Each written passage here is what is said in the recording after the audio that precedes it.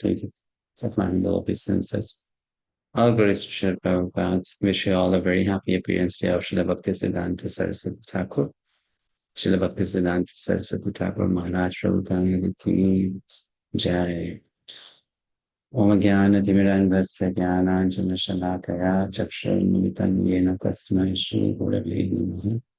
Shri Chaitanya Manobhishtam Sthapitam Yena Bhutale Swayam Rūpa Kadadi Dadati Sapadantikam Vandeham Shri Guru Shri Utapadakumalam Shri Gurun Vaishnavamscha Shri Rūpam Sagrajatam Sanagana Raghunathanvitam Tam Sajiva Sadvaitam Savadutam Parijana Sahitam Krishna Chaitanya Deva Shri Radha Krishna Pada Sahagana Lalita Shri Vishakamitamscha Nama Om Vishnupadaya Krishna Prishtaya Bhutale Srimate Bhakti-vedanta Swami Niti Namani Namaste Saraswate Deve Gauravani Pracharine Nirvisesha Shunyavadi Pashatya Deshatadine Namo Mahavadanyaya Krishna Prema Pradayate Krishnaya Krishna Chaitanya Namine Gauratushe Namaha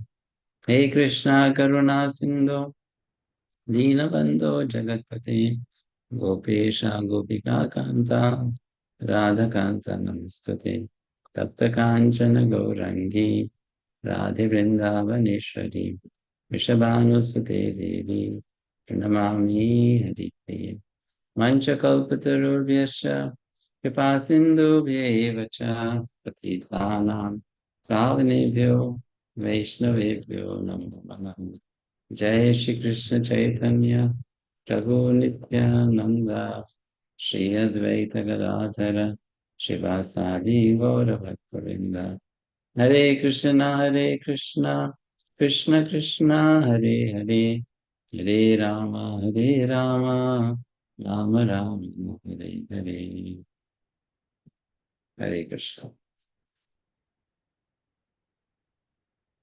We are reading from Nectar of Devotion. Start with chapter 12 today. Further aspects of devotional service or transcendental service. Hearing the revealed scriptures. According to Srila Rūpa Gosvāmī, any book that gives enlightenment in the matter of advancing in devotional service is considered to be revealed scripture. Srila Madhvacharya has also defined revealed scriptures as referring to books such as the Ramayana, Mahabharata, Puranas, Upanishads, Vedanta, and any other literature written in persons of such revealed scriptures. In the Skanda Purana, there is this statement: a person who is constantly engaged in reading literature, enunciating the cultivation of Vaishnava devotional service, is always glorious in human society. And certainly, Lord Krishna becomes pleased with him. A person who very carefully keeps such literature at home and offers respectful obeisances to it becomes freed from all sinful reactions and ultimately becomes worshipable by the demigods. It is also said to Narad Muni, my dear Narada, a person who writes Vaishnava literature and keeps such literature at home has Lord Narayana always residing in his house. In Srimad Bhagavatam, 12th canto, 13th chapter, verse 15, it is stated, Srimad Bhagavatam is the essence of all Vedanta philosophy. Any person who has become attached in some way or other to the reading of Srimad Bhagavatam cannot have any taste for reading any other literature.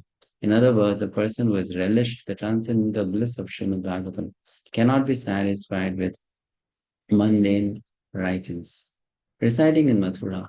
In the Varaha Puran, there is a statement praising the residential quarters of Mathura.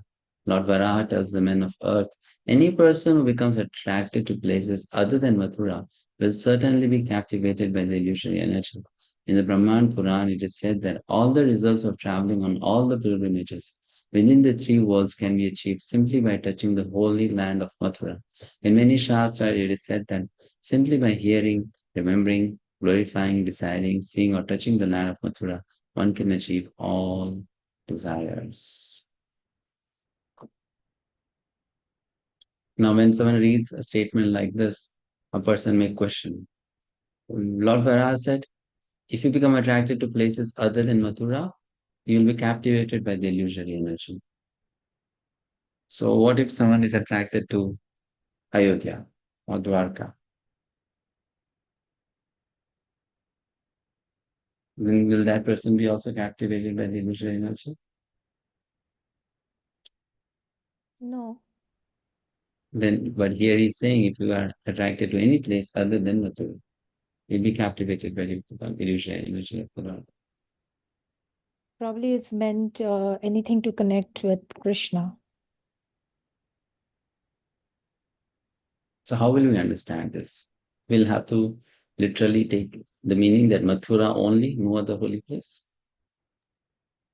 No, here we have to understand the mood, right?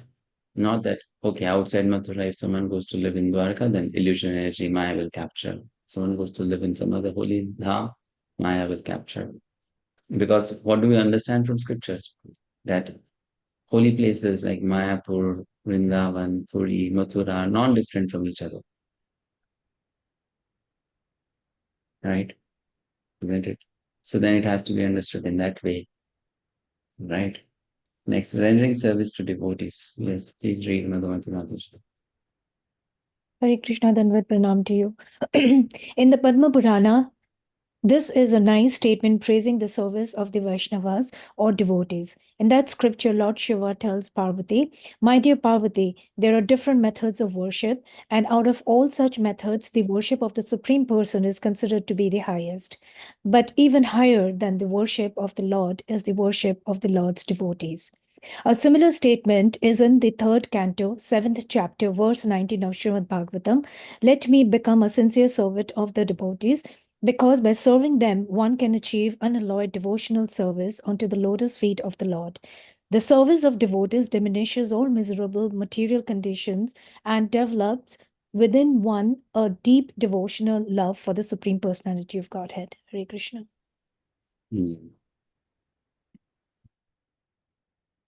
Yes, Sujata Mataji. Hare Krishna Prabhuji. In the Skanda Purana, there is a similar statement. Persons whose bodies are marked with tilaka, symbolizing the conch shell, wheel, club, and lotus, and who keeps the leaves of tulasi on their heads, and whose bodies are always decorated with gopi chanda, even seen once, can help the seer be relieved from all sinful activities. A similar statement is found in the first canto, 19th chapter, verse 33 of Srimad Bhagavatam.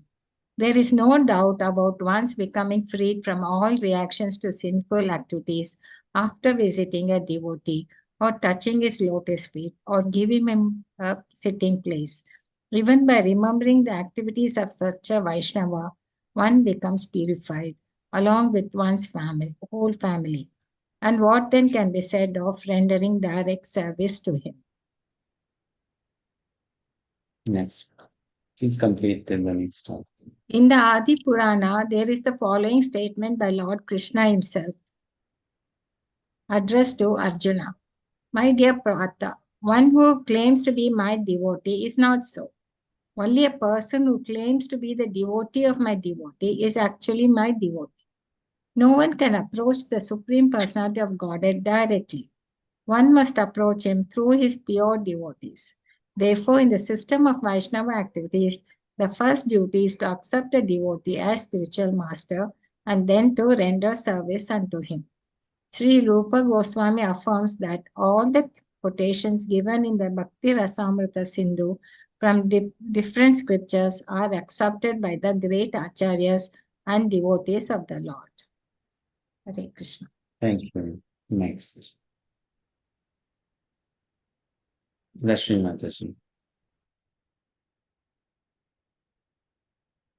Hare Krishna Prabhuji. Serving the Lord according to one's position. In the Padma Purana, there is a statement that one should perform the ceremonies for the Lord according to one's financial position. Everyone should observe the different ceremonies and celebrations of the Lord by all means, performing devotional service in Kartika. One of the most important of the ceremonial function is called Urja Vrata. Urja Vrat is observed in the month of Kartik, October, November, especially in Vrindavan. There is a specific program for temple worship of the Lord in his Damodar form. Damodar refers to Krishna's being bound by rope by his mother Yashoda. It is said that just as Lord Damodar is very dear to his devotees, so the month known as Damodar or Kartik is also very dear to them. The execution of devotional service during Urja Vrat in the month of Kartik is especially recommended to be performed at Mathura. This system is still followed by many devotees.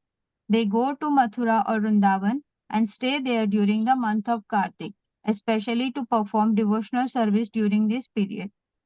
In the Padma Puran, it is said, the Lord may offer liberation or material happiness to a devotee, but after some devotional service has been executed, particularly in Mathura, during the month of Kartik, the devotees want only to attend pure devotional service unto the Lord. The purport is that the Lord does not award devotional service to ordinary persons who are not serious about it, but even such unserious person who execute devotional service according to the regulative principles during the month of Kartik and within the jurisdictions of Mathura in India are very easily awarded the Lord's personal service. Hare Krishna. Hare Krishna. Next, Victor Prabhu. Hare Krishna Prabhu Dandavat Pranam. Observing festivals celebrating the Lord's activities. In the Bhavishya Purana, there is a statement about observing different ceremonies celebrating the Lord's appearance, birthday, and other transcendental activities. It is said, My Lord Janardhan, Krishna, please let us know the date when your mother Devaki Devi gave birth to you. If you kindly inform us about this, then we shall observe a great celebration on this date. O killer of Keshi, we are souls 100% surrendered unto your lotus feet, and we wish only to please you with our ceremonies. This statement of the Bhavishya Purana gives evidence that by observing different functions in relationship with the Lord, one is sure to become pleasing to the Lord. Hare Krishna. Read furthermore. Okay. Serving the deity with great devotion. It is said in the Adi Purana, a person who is constantly engaged in chanting the holy name and who feels transcendental pleasure, being engaged in devotional service, is certainly awarded the facilities of devotional service and is never given just mukti, liberation. Mukti means liberation from material contamination. When liberated, one does not have to take birth again in the material world. The impersonalists desire to merge into the spiritual existence, to end their individual existence. But according to Srimad Bhagavatam, mukti is only the beginning of one's becoming situated in his normal condition. The normal condition of every living entity is to be engaged in the devotional service of the Lord. From this statement of the Adi Purana, it appears that a devotee is satisfied simply with being engaged in devotional service. He does not aspire for any liberation from material, conditional life. In other words, anyone who is engaged in devotional service is not in the material condition of life, although he may appear so. Hare Krishna. Thank you. Next, Mukta Mataji. Hare Krishna Prabhu Dandavat Pranam. Recitation of Śrīmad Bhagavatam among devotees. Śrīmad Bhagavatam is the desired tree of Vedic wisdom. Veda itself means the aggregate of knowledge, and whatever knowledge is required for human society is perfectly presented in Śrīmad Bhagavatam. There are different branches of knowledge in the Vedic writings, including sociology, politics, medicine, and military art. All these and other branches of knowledge are perfectly described in Vedas. So, as far as spiritual knowledge is concerned, that is also perfectly described there, and Śrīmad Bhagavatam is considered to be the ripened fruit of the desire-fulfilling tree of the Vedas. A tree is honored by the production of its fruit. For example, a mango tree is considered very valuable because it produces the king of all fruits, the mango. When the mango fruit becomes ripened, It is the greatest gift of that tree, and Śrīmad Bhagavatam is similarly held to be the ripened fruit of the Vedic tree.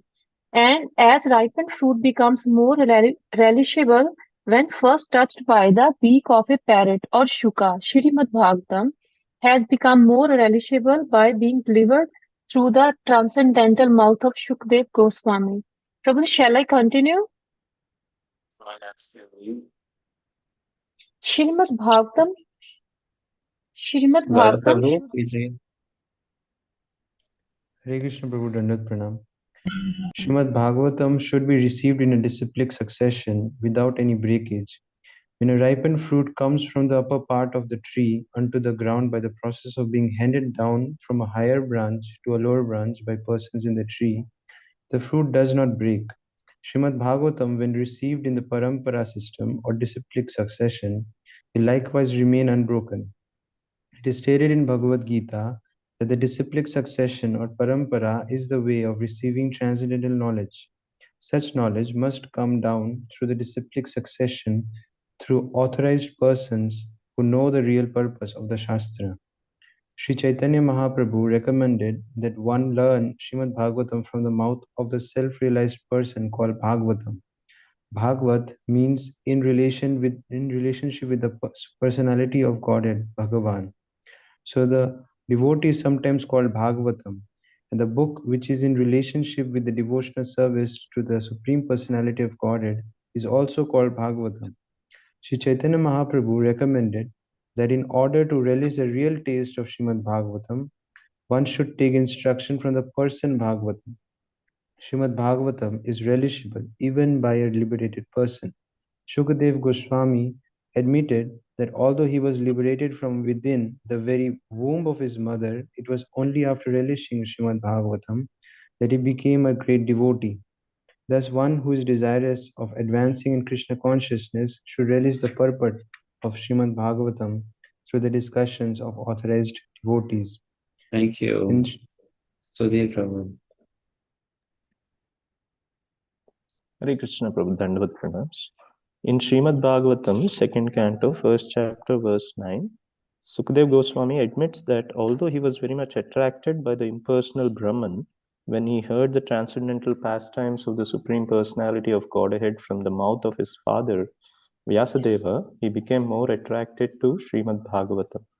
The idea is that Vyasadeva was also a self-realized soul, and his mature contribution of transcendental knowledge was delivered directly to Sukadeva Goswami in the matter indicated. Should I continue with the next section? Yeah, please. Associating with advanced devotees.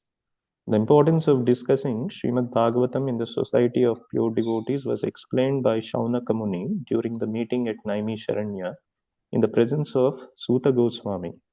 Suta Goswami confirmed that if someone is fortunate enough to associate with a pure devotee of the Lord, even for a moment, that particular moment is so valuable that even those pious activities which can promote one to the heavenly planets or give liberation from material miseries cannot compare to it.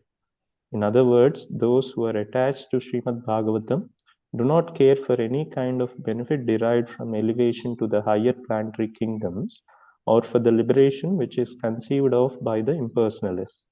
As such, the association of pure devotees is so transcendently valuable that no kind of material happiness can compare to it.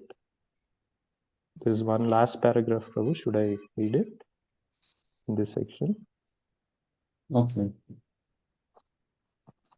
In the Bhakti Sudodhaya, there is a conversation between Prahlad Maharaj and his father, Hiranyakashipu, in which Hiranyakashipu addresses Prahlada in this way.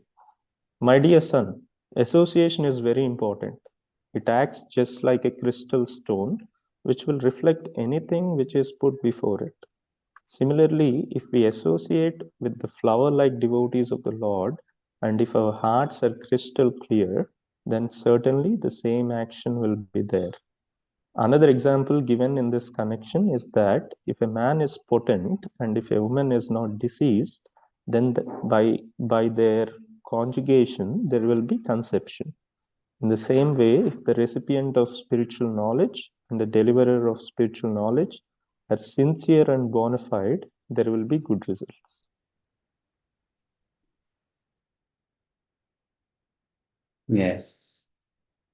Next, Munish Prabhu. Hare Krishna Prabhuji, Dandavat Pranam.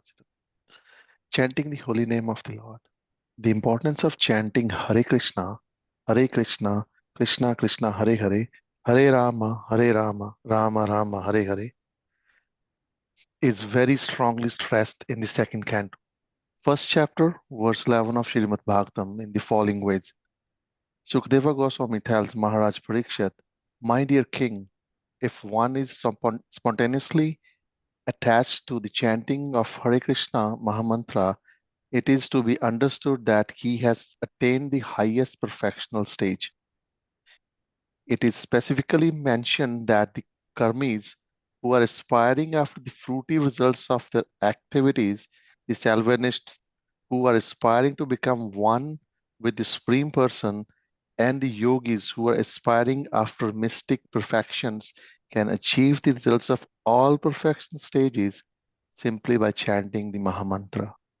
Sukadeva used the word niritam, niritam, which means it is already been decided.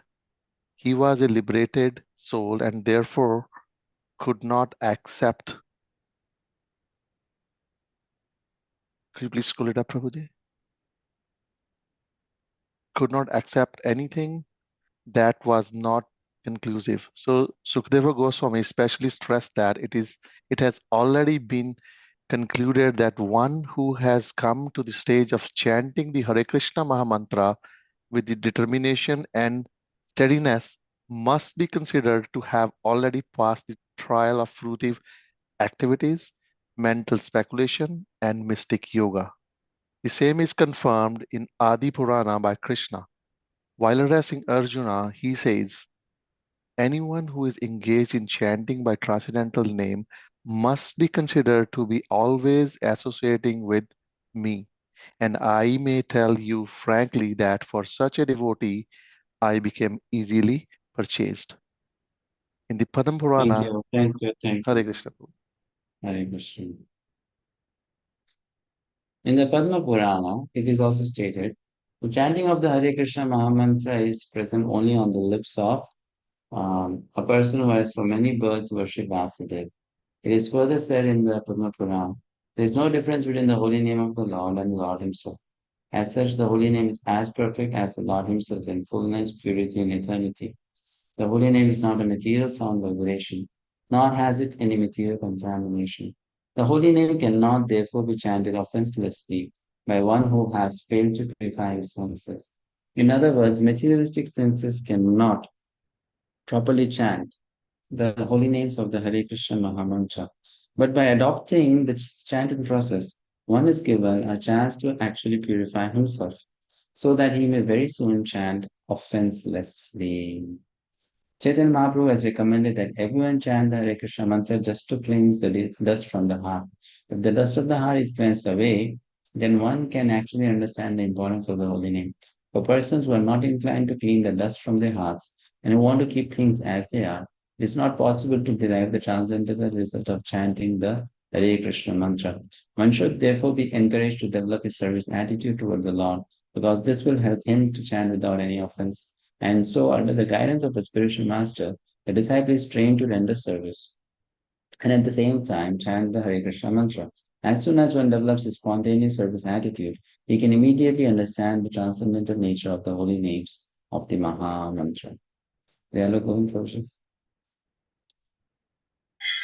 Krishna Prabhu. Living in Mathura. In the Padma Puran, there is a statement about the importance of living at holy places like Mathura or Dwarka. It is stated there, to travel to different places of pilgrimage means to attain emancipation from material bondage. This emancipation, however, is not the highest perfectional stage. After attaining this liberated stage, one has to become engaged in devotional service to the Lord. After attainment of the Brahma-bhuta liberation stage, one can further advance to engagement in devotional service. So this attainment of transcendental loving devotional service to the Lord is the goal of life. and it can be achieved very easily for one who lives in Mathura Mandal, or even for a few seconds. It is further stated who is that person who will not agree to worship the land of Mathura. Mathura can deliver all the desires and ambitions of a fruitive worker and of the salvationists who desire to become one with the Supreme Brahman. Certainly, Mathura will deliver the desire of the devotees who simply aspire to be engaged in the devotional service of the Lord. In the Vedic literature, it is also stated how wonderful it is that simply by residing in Mathura, even for one day, one can achieve a transcendental loving attitude towards the Supreme Personality of Godhead.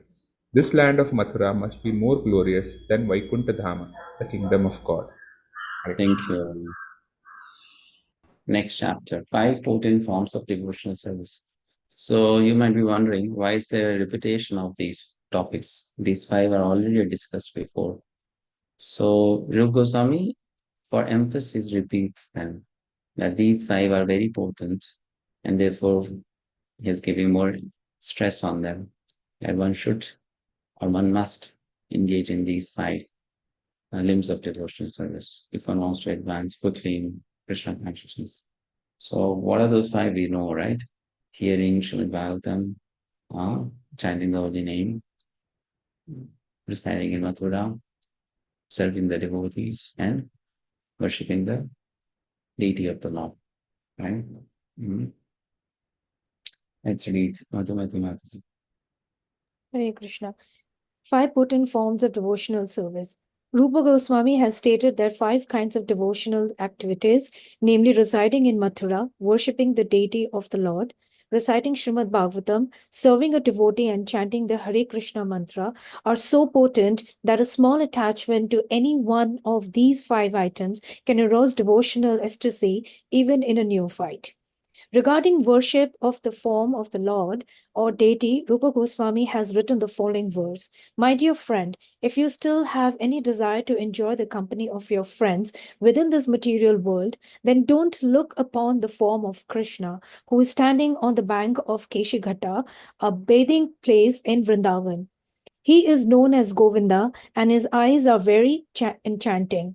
He is playing upon his flute, and on his head there is a peacock feather, and his whole body is illuminated by the moonlight in the sky. Hare Krishna.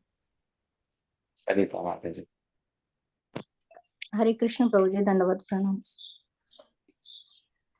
The purport of this verse is that if someone becomes attached to the Sri Murti, a deity of Krishna, by worshipping at home, then he will forget his relationships of so-called friendship, love, and society. Thus, it is the duty of every householder to install deities of the Lord at home and to begin the process of worshipping along with all of his family members.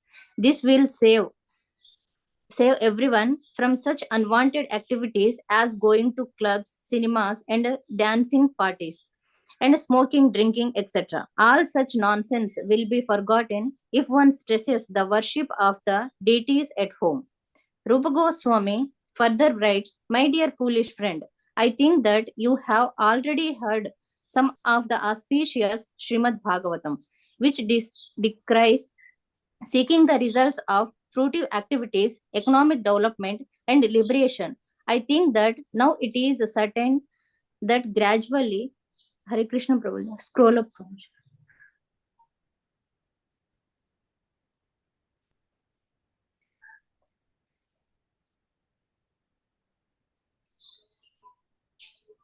Where Prabhu? Oh, this is.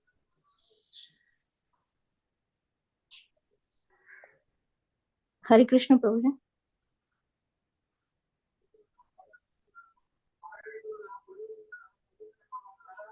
And lost, where did you stop? This para Prabhu.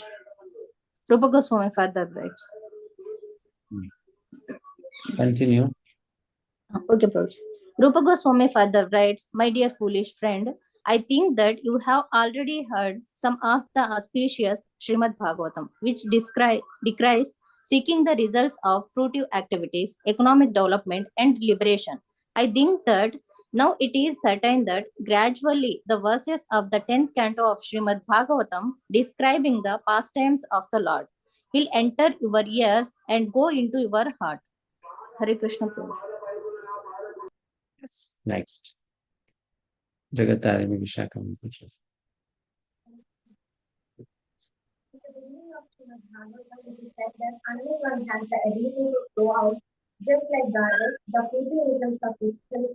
Mataji, your voice is coming from far. It's like, please speak into the mic. Hare Krishna. Yes. In the beginning of Srimad Bhagavatam, it is said that unless one has the ability to throw out, just like garbage, the fruitive results of ritualistic ceremonies, economic development, and becoming one with the Supreme or salvation, one cannot understand Srimad Bhagavatam. The Bhagavatam deals exclusively with devotional service. Only one who studies Srimad Bhagavatam in the spirit of renunciation can understand the pastimes of the Lord that are described in the 10th canto. In other words, one should not try to understand the topics of the 10th canto, such as the Rasa Leela, love dance, unless he has spontaneous attraction for Srimad Bhagavatam. One must be situated in pure devotional service before he can relish Srimad Bhagavatam as it is. Continue.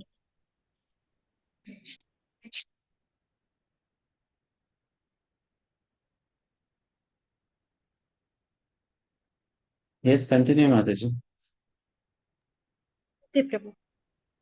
In the above two verses of Rūpa Gosvāmī, there are some metaphorical analogies that indirectly condemn the association of materialistic society, friendship, and love. People are generally attracted to society, friendship, and love, and they make elaborate arrangements and strong endeavors to develop these material contaminations. But to see the Sri Murtis of Radha and Krishna is to forget such endeavors for material association.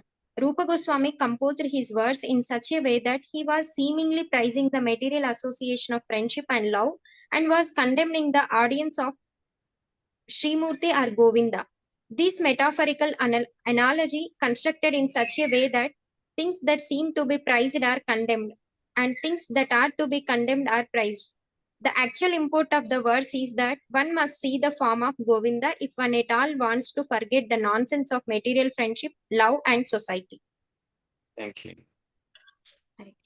Yes. Sujata Mataji.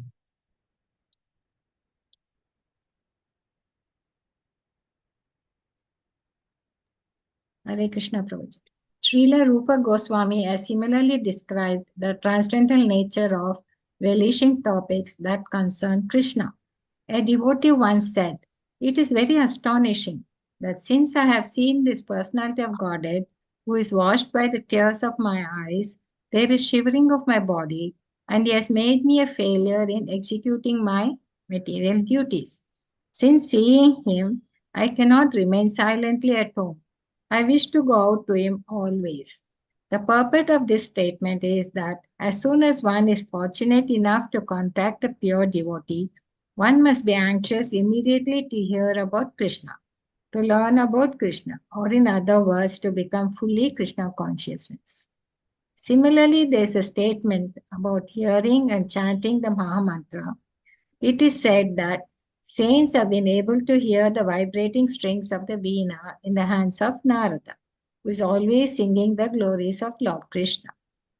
Now this same sound vibration has entered my ears, and I'm always feeling the presence of the Supreme Personality. Gradually, I'm becoming bereft of all attachment for material enjoyment. Shall I continue, Prabhuji? Someone else, please. Gaurav Prabhu. Again, Srila Rūpa Gosvāmī has described Mathura Mandal. I remember the Lord standing by the banks of the Yamuna river, so beautiful amid the Kadamba trees, where many birds are chirping in the gardens, and these impressions are always giving me transcendental realizations of beauty and bliss. This feeling about Mathura Mandal and Vrindavan described by Rūpa Gosvāmī can actually be felt even by non-devotees. The places in the 84 square mile district of Mathura are so beautifully situated on the banks of the river Yamuna that anyone who goes there will never want to return to this material world. These statements by Rūpa Gosvāmī are factually realized descriptions of Mathura and Vrindavan. All these qualities prove that Mathura and Vrindavan are situated transcendentally. Otherwise, there would be no possibility of invoking our transcendental sentiments in these places. Such transcendental feelings are aroused immediately and without fail after one arrives in Mathura or Vrindavan. Hare Krishna. Hare Krishna. Next. Victor Prabhu. In these statements about devotional service, sometimes it may appear that the results have been overestimated, but actually there is no overestimation. Some devotees, as revealed scriptures give evidence, have had immediate results by such association, although this is not possible for all. For example, the Kumaras immediately became devotees simply by smelling the incense in the temple. Bilvamangala Thakura simply heard about Krishna and then immediately gave up his beautiful girlfriend and started out for Mathura and Vrindavana, where he became a perfect Vaishnava. So these statements are not overestimations, nor are they stories. They are actual facts, but are true for certain devotees and do not necessarily apply to all. These descriptions, even if considered overestimations, must be taken as they are, in order to divert our attention from the fleeting material beauty to the eternal beauty of Krishna consciousness. And for a person who is already in contact with Krishna consciousness, the described results are not unusual. Some scholars argue that simply by following the principles of Varna and Ashrama, one can gradually rise to the perfections reached by practicing devotional service. But this argument is not accepted by the great authorities. Lord Chaitanya also condemned this idea while he was talking with Ramanandaraya about the gradual development of devotional service. He rejected the idea of the importance of Varnashrama Dharma when it was put forward by Ramanandaraya. He said that this advancement of Varnashrama is merely external. There is a higher principle. In Bhagavad Gita, also, the Lord says that one has to give up all other principles of elevation and take simply to the method of Krishna consciousness that will help one in achieving the highest perfection of life. In the 11th canto, 20th chapter, verse 9 of Srimad Bhagavatam, the Lord himself says, one should execute the prescribed duties of Varna and Ashrama as long as he has not developed spontaneous attachment for hearing about my pastimes and activities. In other words, the prescribed forms of Varna and Ashrama are ritualistic ceremonies of religion intended for economic development, sense gratification, or salvation. All of these things are recommended for persons who have not developed Krishna consciousness. In fact, all such activities are recommended in the revealed scriptures only to bring one to the point of Krishna consciousness. But one who has already developed spontaneous attachment for Krishna does not require to execute the duties prescribed in the scriptures. Thank you.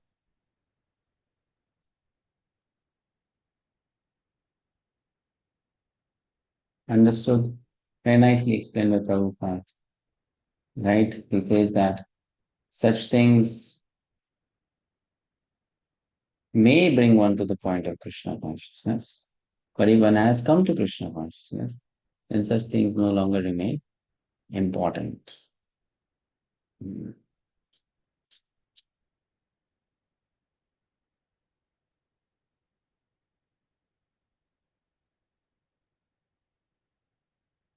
And another point also clarified here is someone may question that it's over exaggerated that if you just reside in Mathura for one day or few days, you will immediately become Krishna conscious.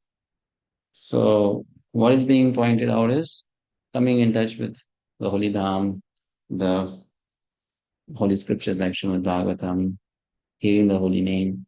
One may start experiencing bhav, spontaneous emotions. We'll hear about this more in the coming chapters. But then that will only happen when one executes these limbs of devotional service in a completely pure, non-offensive manner, then otherwise no. So that condition applies. That, okay, one day of stay in Vrindavan can also give one pure Krishna consciousness. But that one day of stay should be done in a non-offensive manner. Then yes, otherwise no. So then if one name of Krishna is also chanted without any offense, that one name can also give prema bhakti. Right? So that condition applies. So people may then say, I have chanted so many times, why not me? Because it was not done in a pure manner. It was not done properly, purely. So now onwards in the 14th chapter, which is the last chapter of Vaidhi Sadhan Bhakti. After that, Raganuga Sadhan Bhakti will begin. What Śrīla Rūpa Gosvāmī does is, he has already explained the 64 limbs of Vaidhi Sadhan Bhakti in detail so far in so many chapters. Now he's going to bring upon another subject which is already discussed a bit before, which is the relation of pure devotional service with other spiritual practices, like cultivation of knowledge, cultivation of renunciation, vairagya, then performing yajna, performing charity, then all those things are also discussed, right? So we have already kind of covered these points before, but then just for reconfirmation that pure devotional service is completely independent of these paths and processes, Rūpa Gosvāmī is bringing that subject matter again. So he's saying Devotional Qualification, chapter 14. What is the qualification to render devotional service? Earlier we discussed this, right?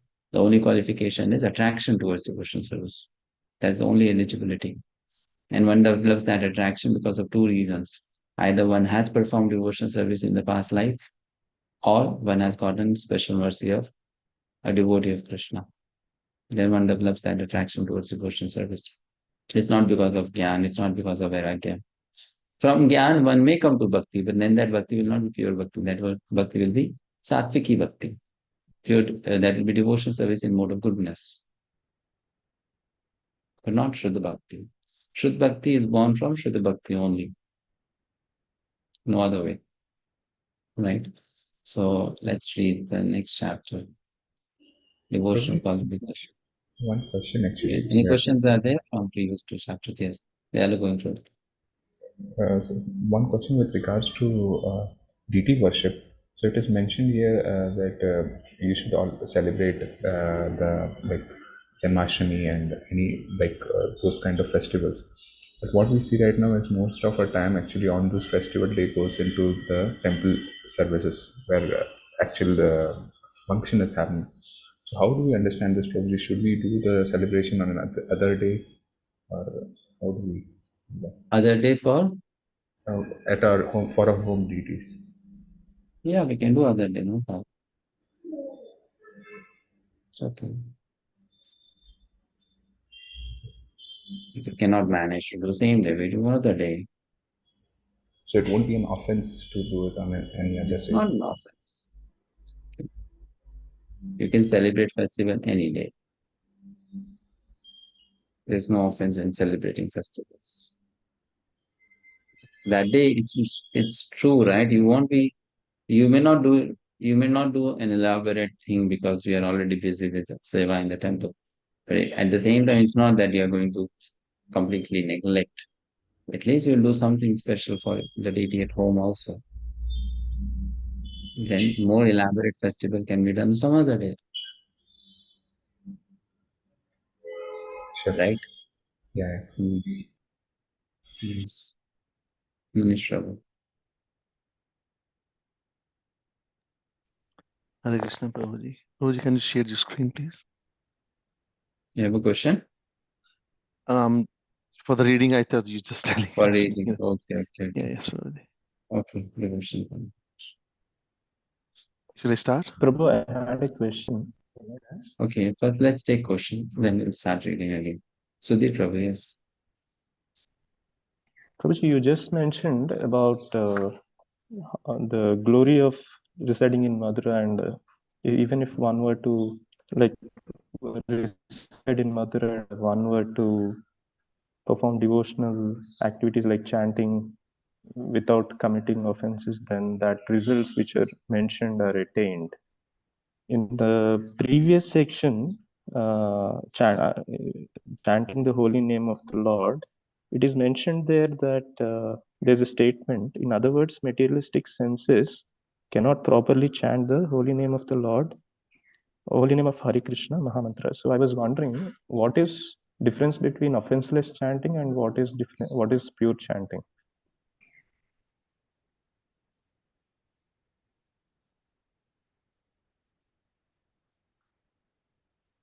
When you don't commit the offense, that's offenseless chanting, pure chanting.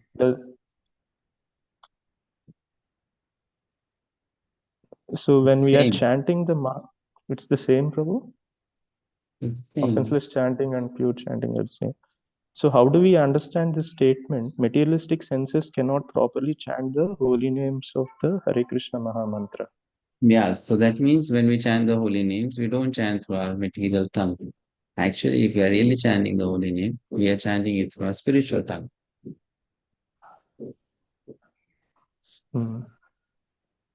So that means in the state of when one is pure, there is no distinction between materialistic senses and spiritual senses. So they're kind of like not distinct. So that's the understanding, right? But whereas in the impure state, there is a distinction between material senses and spiritual senses. Can it be understood like that? Yes. Like Bhakti-sastri Thakur himself said, if you don't chant the holy name in the proper mood, the holy name which is not received in the parampara, then you are only chanting alphabets. So that chanting of alphabet is material sound coming from the material tongue or material vocal center. Now, when you have the proper understanding of what is the holy name, who is the holy name, why you are chanting the holy name, and you don't commit the offenses also, then that sound is not just coming from the material vocal center. Then it's not a material sound. Okay. Then that sound is coming from where? It's coming from the heart. The soul is crying for Krishna. Then it's not a sound produced by the material senses. Okay. So the feelings of devotion makes a difference. The feelings of devotion is there, then it's spiritual sound coming from a spiritual tongue. If it's not, if those feelings are not present, then it's just material sound come from material tongue, which can also be recorded in a tape recorder and played again and again. Yes. Yes. So Like, it's very like if you, subtle aspect. like for example, if you record the holy name and you play in a player, music player, is that music player also not sounding or making the sound? Yes. So that's material sound, because that music player is not chanting with any feeling for Krishna. So it's material sound.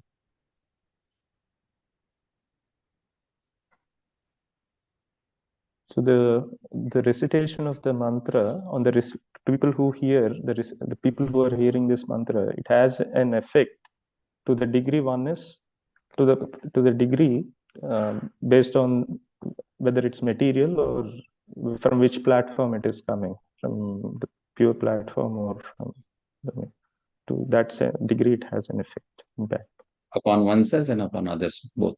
Others. Yes, both upon the chanter and the hearer.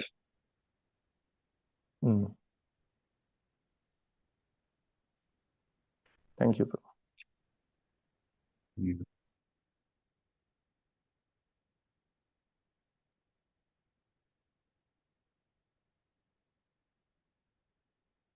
That's why, you see, very simple thing, huh? I say Prabhupada has initiated a devotee. So Prabhupada has given a holy name to that devotee or disciple. Now, if instead of chanting the holy name, if that disciple records Prabhupada's chanting, makes a tape out of it, and he says, Instead of I chanting and hearing my chanted names, I'll hear only Prabhupada's name. I'll hear 16 rounds of Prabhupada's chanting. Will that give development of pure devotional service of bhakti? No. Why? Because that tape has not, that tape has only recorded the mechanical sound produced by Prabhupada, but that tape has not recorded the feelings.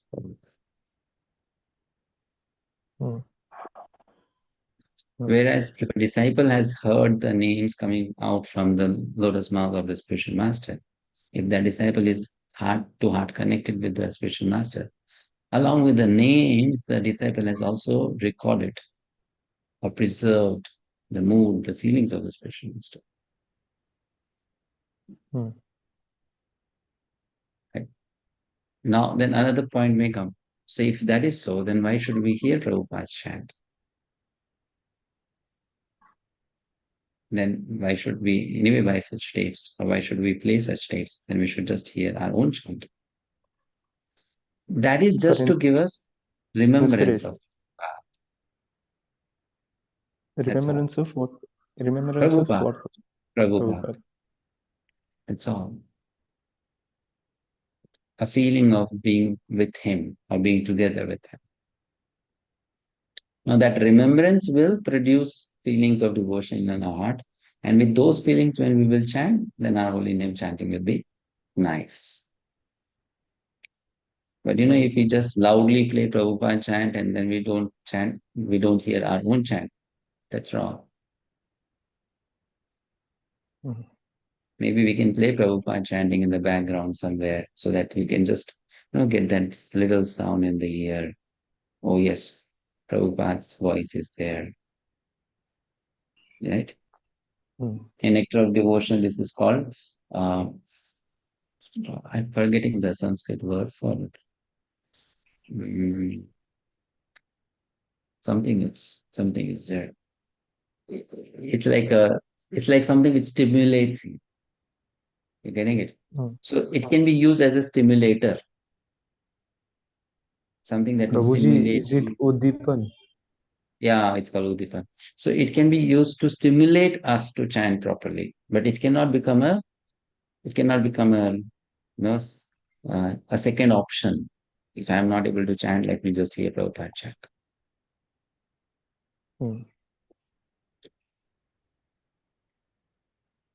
Very interesting, Prabhu.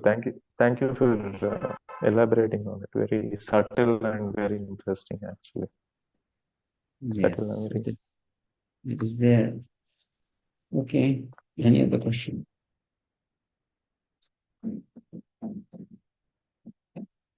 No, so we continue reading. Devotional qualifications. Yes, Manish Prabhuji. Thank you, Prabhuji. Devotional qualifications. Some scholars recommend that knowledge and renunciations are important factors for elevating oneself to devotional service. But actually, that is not a fact.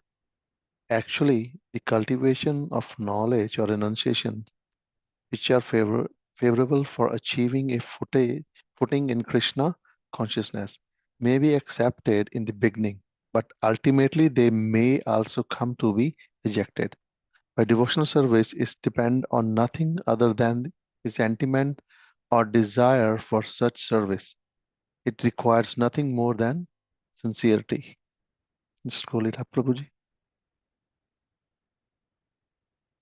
In the opinion of expert devotee, that mental speculation and the artificial austerities of the yoga practice may be favorable for becoming liberated from material contamination, but they will also make one's heart harder and harder. They will not help at all in the progress of devotional service. These processes are therefore not favorable for entering into the transcendental loving service of the Lord. Actually, Krishna consciousness, devotional service itself, is the only way of advancing in devotional life. Devotional service is absolute. It is both cause and the effect. The Supreme Personality of Godhead in the cause and effect of all that be, and to approach Him, the absolute, the process of devotional service, which is also absolute, has to be adopted.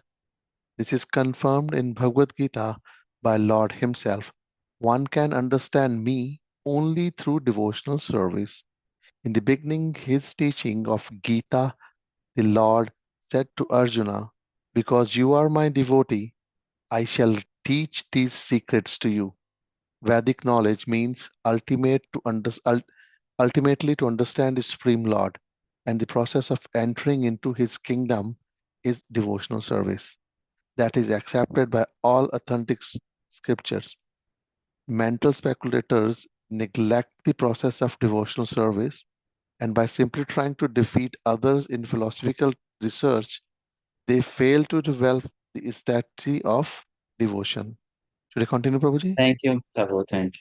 Hare Krishna. Yes, Achyuta Prayasi Mataji. Hare Krishna Prabhupada. In the 11th canto, 20th chapter, verse 31 of Srimad Bhagavatam, Krishna says, My dear Uddhav, for persons who are seriously engaged in my service, the cultivation of philosophical speculation and artificial renunciation are not very favorable. When a person becomes my devotee, he automatically attains the fruits of the renunciation of material enjoyment, and he gets sufficient knowledge to understand the absolute truth. That is the test of advancement in devotional service. A devotee cannot be in darkness because the Lord shows him special favor and enlightens him from within. In the 11th canto, 20th chapter, verses 32 and 33 of Srimad Bhagavatam, the Lord further instructs Uddhav, my dear friend, the prophets derived from fruitive activities, austerities, the culture of philosophical knowledge, renunciation, the practice of mystic yoga, charity, and all similar auspicious activities are automatically achieved by my devotees, those who are simply attached to me by loving service. These devotees have everything at their disposal, but they desire nothing outside of my devotional service. If ever a devotee should desire some material profit, like promotion to the heavenly planets, or some spiritual profit to go to Vaikunthas, by my causeless mercy, his desires are very easily fulfilled. Thank you. Mukta Mataji. Hare Krishna, Prabhuji.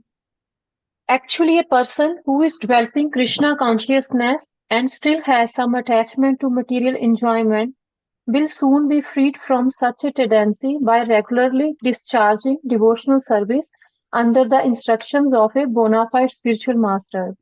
Śrīla Rūpa Gosvāmī then recommends that one should not be attached to material sense enjoyment, but should accept everything enjoyable that is in relationship to Krishna. For example, eating is necessary and one wants simple palatable dishes to satisfy his sense of taste. So in that case, for the satisfaction of Krishna, rather than for the satisfaction of the tongue, some palatable dishes may be prepared and offered to Krishna. Then it is renunciation. Let the palatable dishes be prepared, but unless they are offered to Krishna, one should not accept them for eating. This vow of rejecting anything that is not offered to Krishna is actually renunciation. And by such renunciation, one is able to satisfy the demands of the senses. Prabhu, shall I continue? Yes, one more back. Sure. This impersonalist who try to avoid everything material may undergo severe austerities, but they miss the opportunity of being engaged in the service of the Lord. Thus, their renunciation is not sufficient for perfection.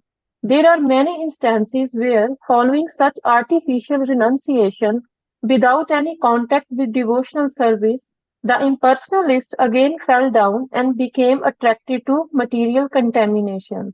There are many supposed renouncers even at the present moment who officially become sannyasis or renouncers and outwardly claim that spiritual existence is truth and material existence untruth. In this way, artificial, they make a show of renunciation of the material world.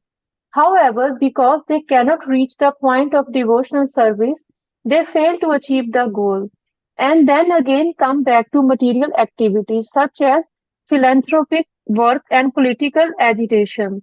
There are many examples of so-called sannyasis who gave up the world as untruth, but again came to the material world because they were not seeking their real purpose at the they are not seeking their real repose at the lotus feet of the Lord. Hare Krishna. Thank you. Next paragraph. Dayala Govind Prabhuji. Hare Krishna. One should not give up anything that can be utilized in the service of the Lord. That is the secret of devotional service. Anything that can be utilized in advancing Krishna consciousness and devotional service should be accepted. For instance, we are using many machines for the advancement of our present Krishna conscious movement. Machines like typewriters, dictating machines, tape recorders, microphones, and airplanes. Sometimes people ask us, why are you utilizing material product if you condemn the advancement of material civilization? But actually, we do not condemn. We simply ask people to do whatever they are doing in Krishna consciousness. This is the same principle on which, in Bhagavad Gita, Krishna advised Arjuna to utilize his fighting abilities in devotional service. Similarly, we are utilizing these machines for Krishna's service. With such sentiments for Krishna or Krishna consciousness, we can accept everything. If the typewriter can be utilized for advancing our Krishna consciousness movement, we must accept it. Similarly, the dictating machine or any other machine must be used. Our vision is that Krishna is everything, Krishna is the cause and effect, and nothing belongs to us. Krishna's things must be used in the service of Krishna. That is our vision.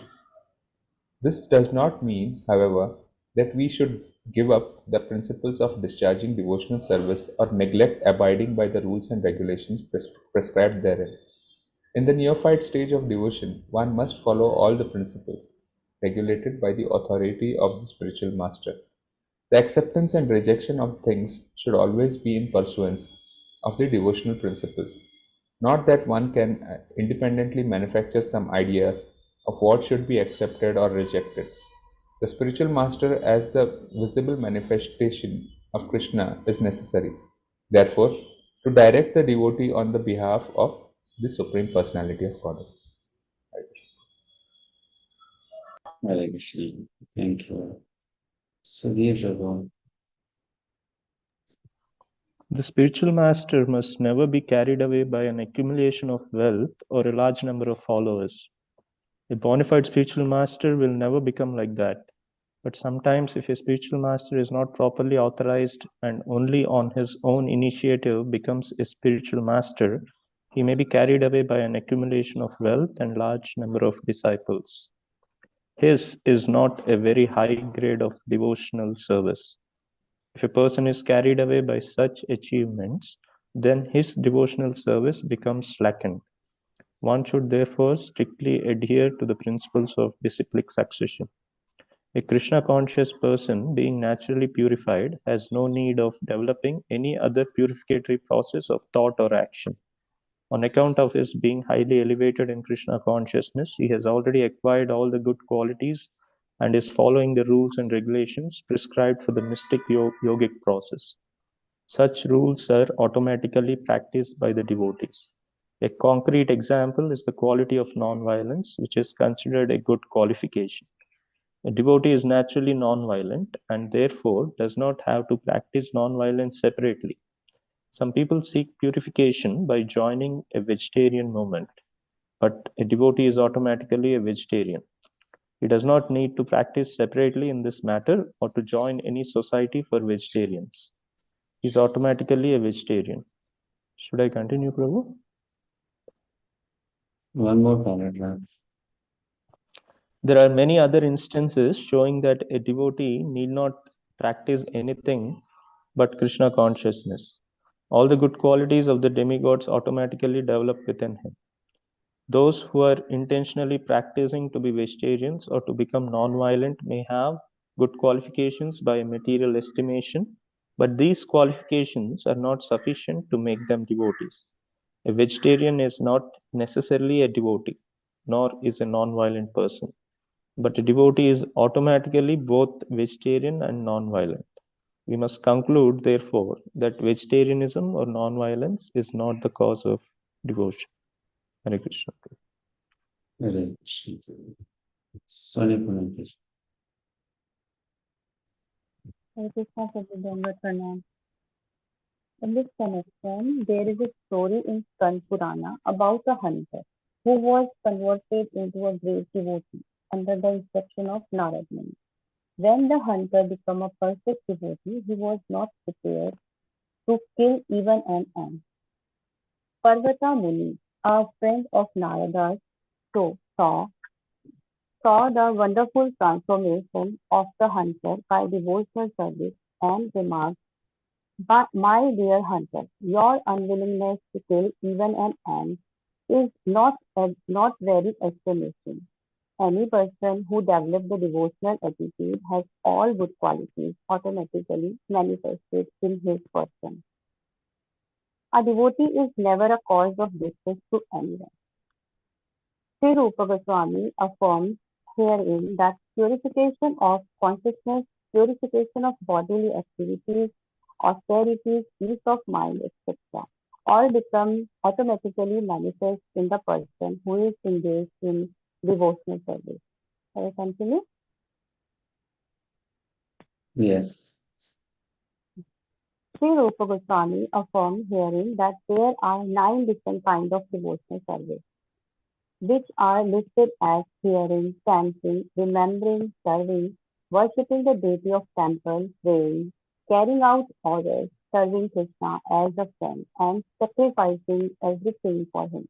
Each and every one of these sources is so powerful that if anyone follows even one single one of them, he can achieve the desired perfection without fail.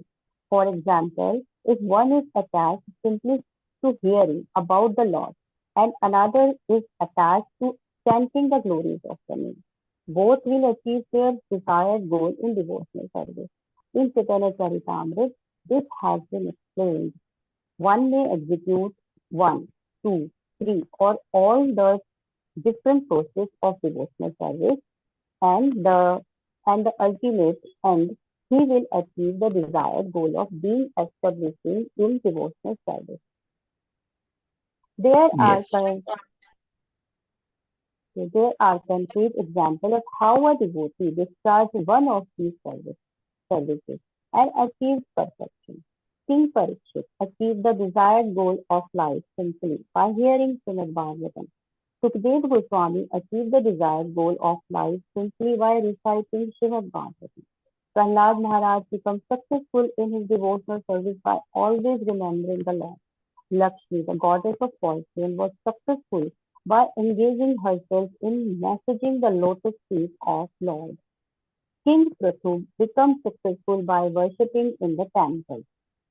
Akrura became successful by offering prayers. Hanumanji became successful by rendering closest service to Lord Ramchandra. Arjun became successful by being a friend of Krishna, and Bali Maharaj became successful simply by offering all of his possessions to Krishna. Thank you, Mataji. Rashmi.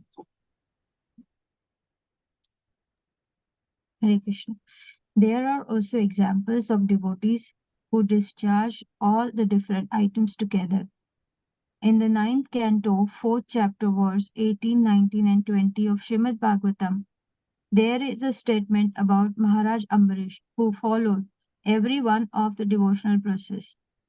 In this verse, Shukadeva Goswami says, King Ambarish first of all concentrated his mind on the lotus feet of Lord Krishna, and then engaged his speech in describing the pastimes and activities of the Lord.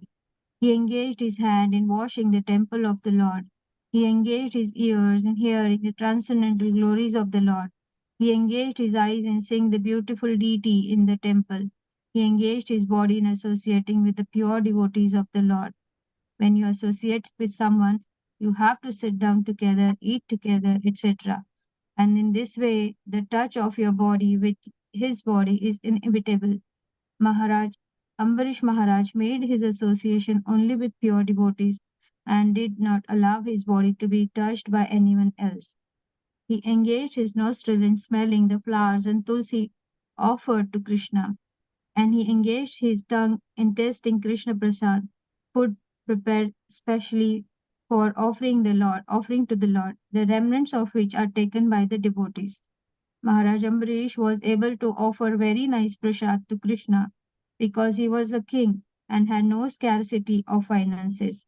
He used to offer Krishna the most royal dishes and would then taste the remnants of Krishna Prasad. There was no scarcity in his royal style because he had a very beautiful temple wherein the deity of Lord was decorated with costly paraphernalia and offered high-grade food. So everything was available and his engagement was always completely in Krishna consciousness. The idea is that we should follow the footsteps of great devotees. If we are unable to execute all the different items of devotional service, we must try to execute at least one of them, as exemplified by previous acharyas. If we are engaged in the execution of all the items of devotional service, as was Maharaj Ambarish, then the perfection of devotional service is guaranteed from each one of these items. With the first contemplate engagement, one becomes automatically detached from material contamination, and liberation becomes the maid servant of the devotee. This idea is confirmed by Bilvamangala Thakura. If one develops unalloyed devotion to the Lord, liberation will follow the devotee as his maid servant. Śrīla Rūpa Gosvāmī says that the regulative principles of devotional service are sometimes described by authorities as the path of serving the Lord in opulence. Hare Krishna. Hare Krishna. Hare Krishna. Okay, so we stop here. Any questions or comments? We'll start with chapter 15 tomorrow. Next class will be tomorrow. And discuss on Raga Nuga Bhakti.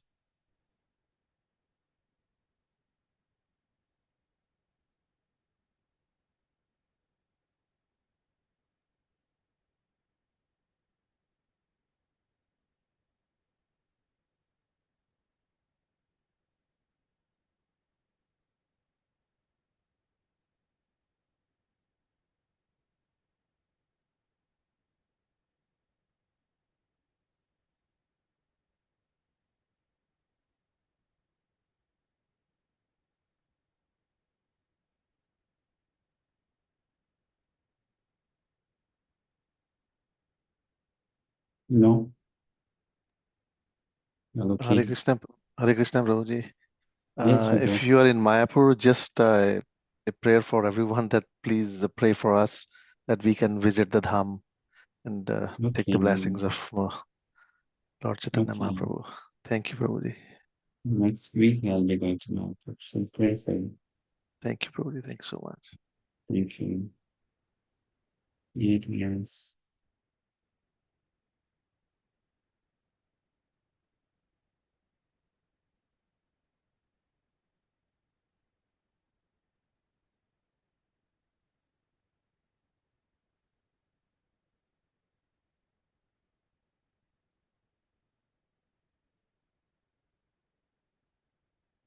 Okay, so we'll stop here then. Continue tomorrow. We'll start chapter 15. Raga Nuga Bhakti.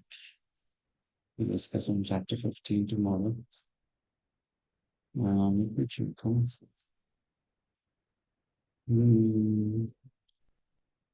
Yeah, we'll start on that chapter tomorrow. We'll not be able to complete now if this starts. We'll discuss tomorrow. All right, Hare Krishna. Shri Prabhupada ki jai. Wish you all a very happy appearance.